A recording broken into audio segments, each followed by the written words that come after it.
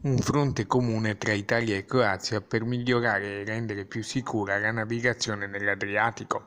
Ha preso il via questa mattina, in Marittima, il progetto europeo Intesa, che ha come capofila il Porto di Venezia e lancia l'obiettivo di migliorare la cooperazione transfrontaliera in ambito portuale.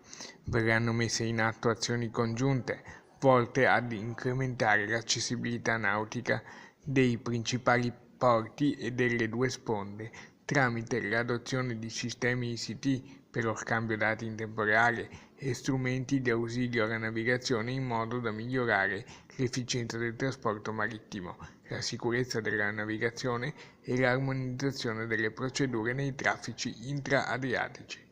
Il progetto, che si concluderà a giugno 2021, è finanziato per un importo complessivo di circa 3 milioni di euro dal programma Italia-Croazia gestito dalla Regione Veneto. Il presidente dell'autorità portuale veneziana Pino Musolino, nel suo saluto ai partecipanti, ha sottolineato il grande impegno dei porti di Venezia e Chioggia nel rendere più sicura la navigazione nell'Adriatico. Anche il direttore marittimo del Veneto e comandante della Capitaneria di Porto di Venezia Piero Pellizzari ha esaltato il ruolo del Porto di Venezia. Venezia è un polo di attrazione formidabile sui temi della marittimità nazionale, è